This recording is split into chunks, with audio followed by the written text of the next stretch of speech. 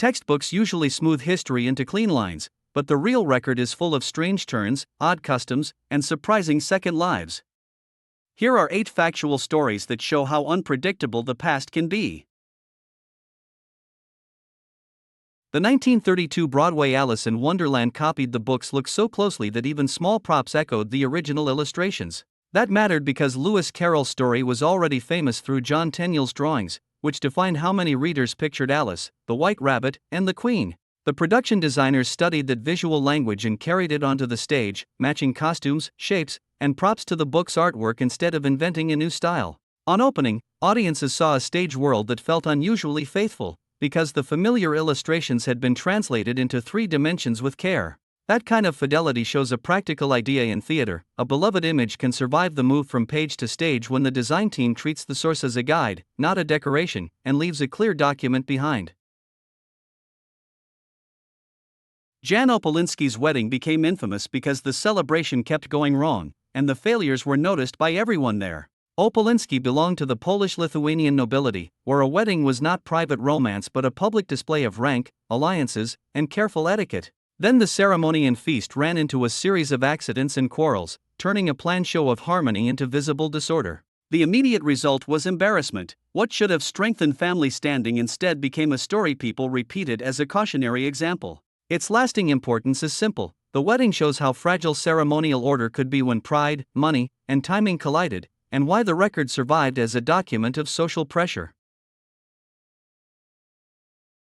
Tasmania's first Catholic bishop came home 150 years after he died, because his remains stayed overseas far longer than anyone expected. He had died and been buried far from Tasmania, in a time when travel was slow and moving a body across oceans was difficult and expensive. The turn came when later generations identified the burial site and decided the bishop should finally be repatriated, meaning brought back to his home place. That decision set off careful legal, religious, and logistical work, ending with a formal return and burial in Tasmania. What lingered was not just one grave, but the long gap between a life remembered in Tasmania and a burial finally completed there, shown in one decision and one document. They stepped away after the 4th issue, saying the magazine's work was finished. Ashrak was a women's magazine, but its early issues were shaped by male editors working behind the scenes. After that 4th issue, the editors resigned, and the magazine had to continue without them. The result was a handoff in practice. The publication kept moving, and women carried more of the editorial work. That quiet shift left a record of how a magazine can change hands without stopping, and a single issue can open a new decision. Karl Marx once made an arrangement of A Christmas Carol. He is usually remembered for political writing, not for holiday music, which makes this detail easy to miss. The carol arrangement shows that his life included ordinary domestic culture as well as public ideas. That small musical choice adds a new layer to the record of him, beyond the arguments he is known for. It leaves one quiet trace, a carol arrangement in the archive, beside the better-known writings.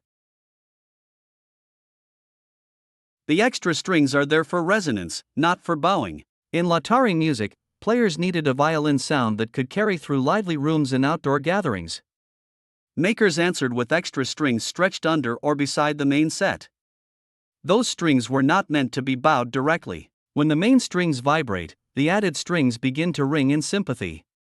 That sympathetic ring thickens the tone and gives the instrument a brighter, whiter halo of sound.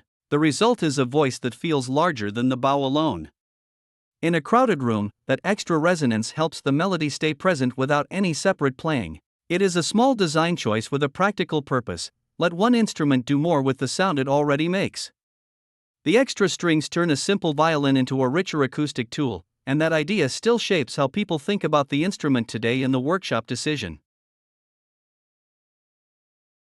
Peter van der Hoog was paid with a piece of the Kaaba's black cloth for helping deliver a baby. In the early modern Islamic world, travelers, guides, and residents often exchanged help through gifts as well as cash. Van der Hoog's account says the reward was a strip from the Kaaba's kiswa, the cloth that covers the shrine. That turned a medical favor into a symbolic payment, showing that value could mean honor, not just coins. The episode survives because a travel document preserved the exchange, letting us see how practical help and sacred objects could meet in one moment.